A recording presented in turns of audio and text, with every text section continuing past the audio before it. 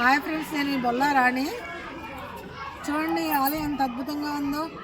మహాబలేశ్వర ఆలయం ఇది. అంటే పూణే, మహారాష్ట్రలో ఉన్నటువంటి పూణే నుండి 124 కిలోమీటర్ల దూరంలో ఈ ఆలయం నిర్మించబడింది. అదేవిధంగా ముంబై నుంచి 160 కిలోమీటర్ల దూరంలో ఈ ఆలయం ఉండడం జరిగింది.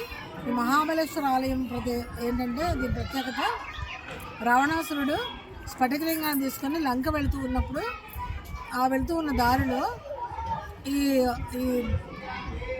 స్ఫటికలింగం నుంచి 2 బిందువులు జారి సహ్యాద్రి పర్వతం మీద పడతాయి.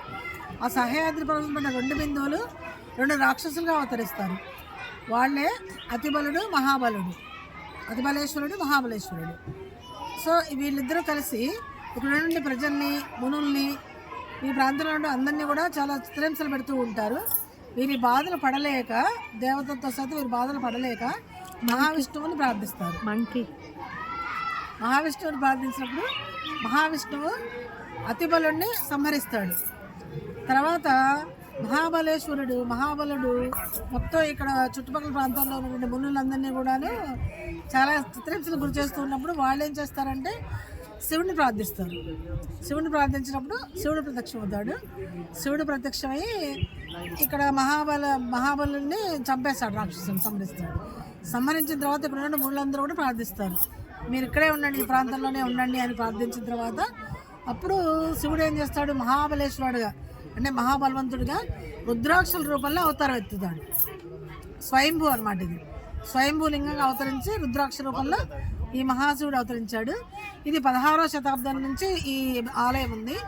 అయితే మనకి ఇటీవల కాలం అంటే 13వ శతాబ్దంలో అవతరించింది. 16వ శతాబ్దంలో ఛత్రపతి శివాజీ ఈ ఆలయాన్ని పునర్నిర్మించారు. ఆ నిర్మించిన తర్వాత అతని తల్లి జిజాబాయి పేరు మీద అతని దగ్గర డబ్బంతా తీసుకొచ్చి తులాభారం వేయిస్తాడు. ఈ తులాభారం నుంచి డబ్బంతా దీన్ని ఖర్చు చేయడం జరుగుతుంది అనమాట ఛత్రపతి శివాజీ. సో ఇట్లాగే మహాబలేశ్వరుడి ఆలయం చూడండి, అక్కడ గోపురం చూడండి ఎలా ఉందో, చాలా చక్కగా వెరైటీగా ఉంది. పలకలుగా స్టెప్స్గా ఈ ఆలయాన్ని నిర్మించారు. ఆలయ శిఖరంలో కూడా పైన చూడండి ఆ జెండా ఉంది. జెండా ముందు కలశం చూడండి ఏ ఆకారంలో ఉందో, మీకు ఆ కలశం కూడా ఆ ఆకారంలో కనిపిస్తూ జరుగుతుంది. సో ఇట్లాగే ఈ క్షేత్రాన్ని సహ్యాద్రి పర్వతంలో ఉంది. అలాగే ఈ కృష్ణానది ఒడ్డును, ఇది కృష్ణానది పాయగా ఏర్పడి ఘాట్ కూడా ఉంది. ఘాట్ ప్రదేశంలోనే ఈ ఆలయం నిర్మించడం జరిగింది. సో ఇక్కడికి వచ్చిన ప్రజలు ఈ మహాబలేశ్వరుని ప్రార్థిస్తే వారి కోరికలన్నీ తీరిపోతాయని ప్రతీది. లోపల నందీశ్వరుడు ఉన్నాడండి. ఆ నందీశ్వరుడు కూడా ఒకే రాయితో నిర్మించబడ్డారు. నందీశ్వరుడి చెవిలో మన కోరికలన్నీ తెచ్చుకొని, మన కష్టాలను చెప్పుకొని శివుడికి చెప్పండి, మా కష్టాలు మా కోరికలు తెచ్చుకుని శివుడిని ప్రార్థించండి అని నందీశ్వరుడి చెవిలో చెప్తే నందీశ్వరుడు శివుడికి తెలియడం జరుగుతుంది. మన కష్టాలు తొలగిపోయి మన కోరికలన్నీ తినడం జరుగుతుంది. సో ఈ కట్టడం అంతా కూడా రాతితో నిర్మించబడిందండి.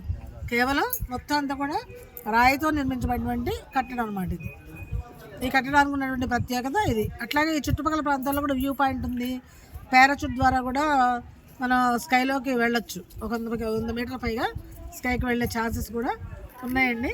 సో ఈ రకంగా ఈ మహాబలేశ్వరుడు సందర్శించుకుని ప్రకృతి సోయగా కూడా చాలా అందంగా ఉంటుంది. ఇక్కడ లోయలు ఉన్నాయి, డూన్స్ ఉన్నాయి, సహ్యాద్రి పర్వతాలు ఉన్నాయి. సో ఇక రకరకాల కొండలు ఉన్నాయి. వ్యూ పాయింట్ కూడా ఉందండి. ఈ వ్యూ పాయింట్ కూడా చూసి అనేక మంది భక్తులు చక్కగా అందరూ కూడా చాలామంది వస్తూ ఉంటారండి. ఇప్పుడు మా బొంబాయి నుండి అట్లాగే పూణే నుండి కూడా వీకెండ్స్లో చాలామంది వచ్చి ఇక్కడ ఈ వ్యూ పాయింట్ చూసి ఈ శివుడిని దర్శించుకోవడం జరుగుతుంది. ఈ మహాబలేశ్వరుని ఈయన స్వయంభూగా వెలిసారండి. 12 జ్యోతిర్లింగాలు కూడా ఉన్నాయండి ఇక్కడ. ఈ 12 జ్యోతిర్లింగాలు కూడా ఇక్కడ ప్రత్యేకత. ఆ 12 జ్యోతిర్లింగాల్లో ఇది ఒకటండి. అంటే 12 జ్యోతిర్లింగాలను చూసిన పుణ్యం కంటే కూడా ఈయన ఇంకా పవర్ఫుల్ అండి మహాబలేశ్వర స్వామి. సో ఈయన దర్శించుకుంటే మనం ఏం కోరుకుంటే తీరుతుంది, మన కష్టాలన్నీ కూడా తీరుతాయండి. అంత మహిమాన్వితమైనటువంటి ఈ పుణ్యక్షేత్రాన్ని దర్శించుకోవడం చాలా చాలా చాలా అదృష్టంగా మనం భావిస్తున్నామండి.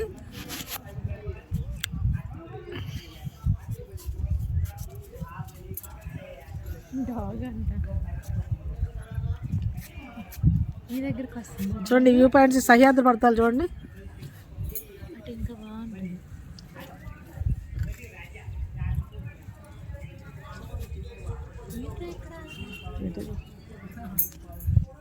ఇదిగోండి, ఇది కృష్ణానది జన్మస్థలం. సావిత్రి, గాయత్రి, కోయిన, వెన్న కృష్ణ, ఈ 5 నదులు కలిసిన చోటు ఇది. ఈ మహాబలేశ్వరంలోనే కృష్ణానది వెలుస్తుందండి. చూడండి ఇక్కడ ఆనందీశ్వరం నుంచి నీళ్ళు వస్తున్నాయి. అదేవిధంగా ఇక్కడ కృష్ణుడు కూడా ఉన్నాడండి.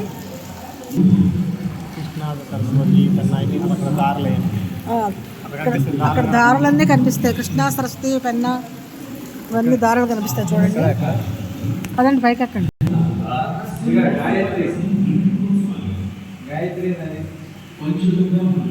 కృష్ణుడు బలరాముడు ఉన్నారు. ఇది గాయత్రి నది ధార ఇందులోంచి వస్తుందండి. ఇదిగోండి సావిత్రి నది ధార దీనిలో ప్రవహిస్తూ వస్తుందండి. అదేవిధంగా కొయ్యన ధార చూడండి. ఇదిగోండి వెన్న.